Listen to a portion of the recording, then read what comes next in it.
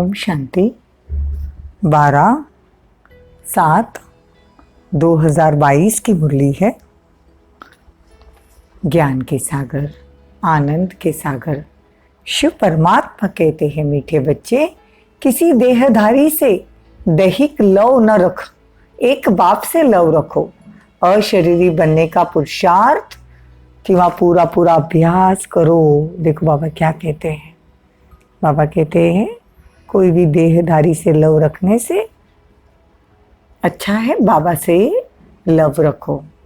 प्रश्न है, रहम दिल बच्चों का कर्तव्य क्या है?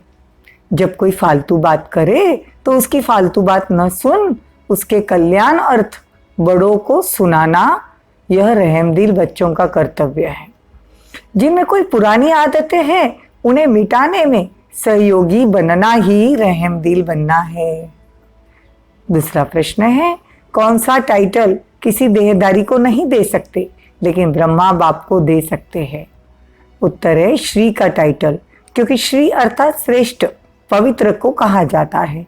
किसी देहधारी मनुष्य को यह टाइटल नहीं दे सकते क्योंकि भ्रष्टाचार से जन्म लेते हैं।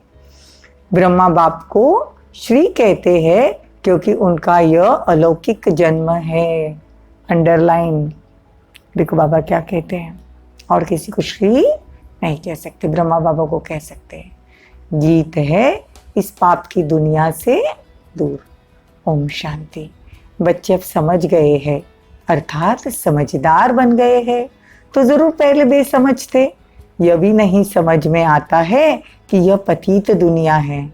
देखो हमको भी कहाँ पहले समझ में आता था कि यह पतित दुनिया है, और इस भारत में ही देवी देवताओं का राज्य था। उसमें पावन सुखी थे, उसमें दुख की बात नहीं है। परंतु शास्त्रों में कई बातें ऐसी लिखी है जिसके कारण दुनिया वाले समझते हैं कि स्वर्ग में भी दुख है। बाबा कहते हैं कि बड़ी बेसमझी की बातें हैं। अब तुम बच्चे समझदार बनते हो। बाप ने आकर कितना समझदार बनाया। बाबा कहते हैं उनकी श्रीमत पर चलो। ये पतित दुनिया है, स्वर्ग पावन दुनिया थी। पावन दुनिया में दुख हो नहीं सकता, दुख तो इस दुनिया में है। बाबा कहते हैं कि ऐसी, बच्चे कहते ऐसी जगह ले चलो जहाँ आराम सुख चैन हो। बच्चे यह भी जानते हैं कि स्वर्ग सोने की चिड़िया थी, देवी देवताएं थे, कभी भी दुख किसी को नहीं था। बाबा ऐसी दुनिया में अभी हमको ले चलने वाले हैं। देखो बाबा आज बच्चों की दिल की हर एक बात समझते हैं और कहते हैं कि बच्चे अभी समझदार हो गए हैं। बाबा कहते तुम जानते हो कि अभी हम फरिश्ते बनने वाले हैं। भ्रष्ट को ही श्री नहीं कह सकते। श्री लक्ष्मी, श्री नारायण, श्री राधे, श्री कृष्ण मंदिरों में भी उनकी महिमा गाते हैं, अपने को श्रेष्ठ कह नहीं सकते। बाबा कहते हैं कि दुनिया वाले अपने को श्रेष्ठ नहीं कह सकते। अभी तुम बच्चों ने समझाया है भारत श्रेष्ठ था, शुद्धि सृष्टि थी, शुद्ध सृष्टि थी। अभी पतित सृष्टि है। पतित को भ्रष्टाचारी कहेंगे। वो लोग भ्रष्टाचारियों को श्रेष्ठाचारी बनाने के लिए सभाएं करते हैं। बरोबर ये रावण राज्य है, जिस कारण रावण को वर्ष वर्ष जलाते हैं। जलाते ही नहीं, जलता ही नहीं, फिर खड़ा हो जाता है। जिसे जलाया दिया फिर उसे हम नया क्यों बनाते हैं? इससे सिद्ध होता है रावण गया नहीं। बहुत गहन बात बाबा बता रहे हैं कि हम वर्ष वर्ष रावण को जलाते हैं, लेकिन सबके अंदर का रावण अभी तक गया नहीं, इसीलिए रावण को जलाते हैं।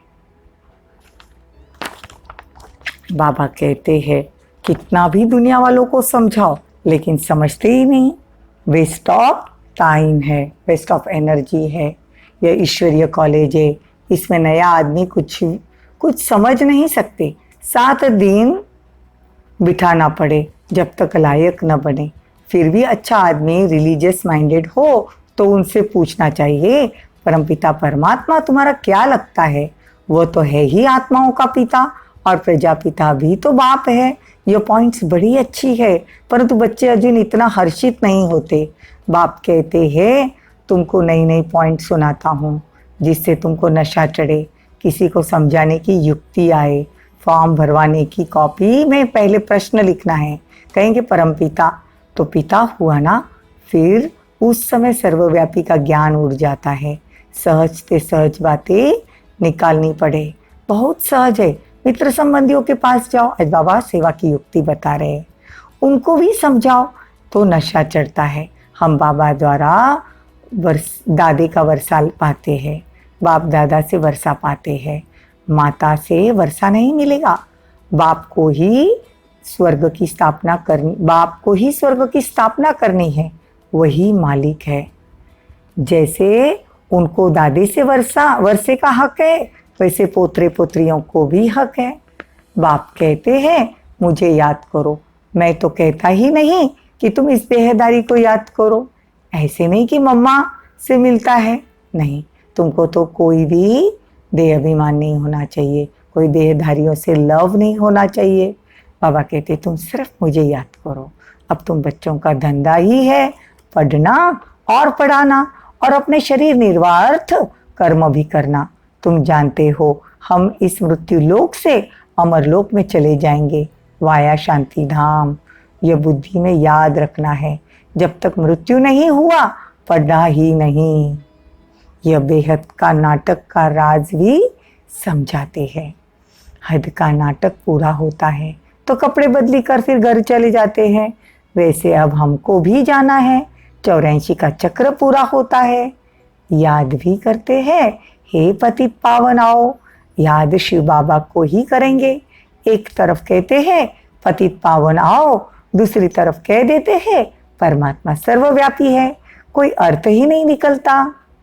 बच्चों को कितनी अच्छी रीति समझाते हैं कि शांति धाम को याद करो, यह है दुख धाम। बाबा बार बार एक ही बात समझाते हैं। मनुष्य क्या नहीं कर सकता, जो बातें हुई नहीं वो भी बना बना कर एक दो की दिल को खराब कर देते हैं। अब बाबा कहते हैं तुम बच्चे देखो कितने सयाने हो गए हो, सामने बैठे हो, निश्चय है ना परमपिता परमात्मा ज्ञान का सागर है, इन ऑर्गन्स द्वारा हमको नॉलेज दे रहे हैं। ऐसा सत्संग होगा क्या? बाबा पूछते हैं।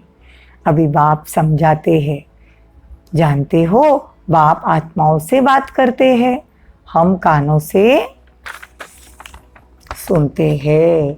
बाबा इस दादा के मुख से बोलते हैं, जो रत्न बाबा के मुख से निकलते हैं वही तुम बच्चों के मुख से निकलनी चाहिए।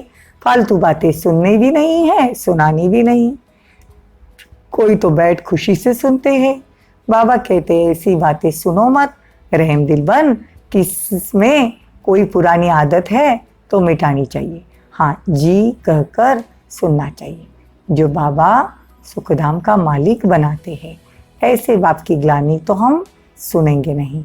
हमको तो शिव बाबा से वर्षा लेना है, और बातों से हमारा क्या ताल्लुक। कोई सुने या न सुने तो ज्ञान का सुरमा पहन लेंगे।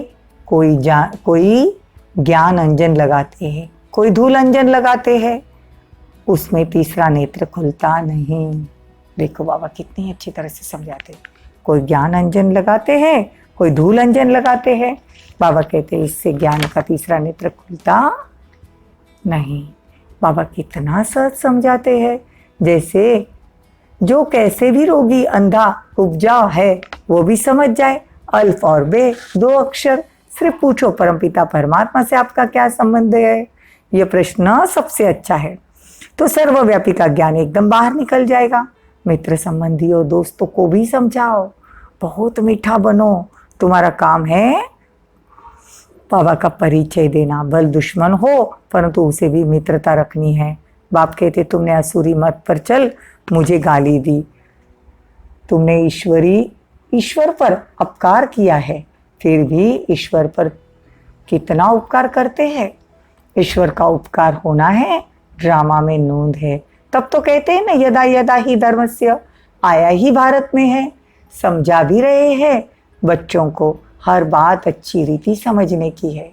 किसी के तकदीर में नहीं है, फिर भी वही धंधा करते हैं। यहाँ से बाहर गए तो ये बातें भी भूल जाएगी। निंदा करते करते तो ये हाल हो गया, अब निंदा करना बंद करो। सिर्फ पंडित भी नहीं बनना, तुम पक्के राजयोगी हो। ऐसे ऐसे समझाओ तो तीर लगे। खुद में खामी होगी तो दूसरों को बोल नहीं सकेंगे, पाप अंदर खाता रहेगा ना। बाबा हर बात में बहुत अच्छी रीति समझाते हैं। कल्प पहले भी ऐसे समझाया था, भूलो मत। सिमरन करते करते अंतमति सुगति हो जाएगी। सवेरे उठ बाप को याद करो तो अंत में देह भी याद न पड़े, हम आत्माएं हैं। अच्छा, मीठे मीठे सिकी लगे बच्चों प्रति माता पिता बाप दादा का याद प्यार और गुड मॉर्निंग। रूहानी बाप की रूहानी बच्चों को नमस्ते। हम रूहानी बच्चों की रूहानी माता पिता बाप दादा को याद प्यार गुड मॉर्निंग नमस्ते। थैंक यू, बहुत बहुत शुक्रिया। धारणा के लिए मुख्य सार, जो रत्न बाप के मुख से निकलते हैं वही मेरे मुख से निकले। व्यर्थ बातें नहीं बोलनी है, न सुननी है, ज्ञान का ही सुरमा पहनना है। दूसरा पॉइंट, सभी से सच्ची मित्रता रखनी है। बहुत मीठे रूप से हर्षित रूप हो बाप का परिचय देना है। अपकारियों पर भी बाप समान उपकारी बनना है। वरदान, शुद्धि की विधि द्वारा किले को मजबूत बनाने वाले सदा विजयी व निर्विघ्न भव। जैसे कोई भी कार्य शुरू करते हो तो शुद्धि की विधि अपनाते हो, ऐसे जब किसी स्थान पर कोई विशेष सेवा शुरू करते हो तो चलते चलते सेवा में कोई विघ्न आते हैं तो पहले संगठित रूप में चारों ओर विशेष टाइम पर एक साथ योग का दान दो। सर्वात्माओं को का एक ही शुद्ध संकल्प हो विजयी। यह है ही शुद्धि की विधि। इससे ही विजयी व निर्विघ्न बन जाएंगे और किला मजबूत हो जाएगा। स्लोगन, यथार्थ कर्म का प्रत्यक्ष फल है खुशी और शक्ति की प्राप्ति। यथार्थ कर्म का प्रत्यक्ष फल है खुशी और शक्ति की प्राप्ति। ओम शांति। ओम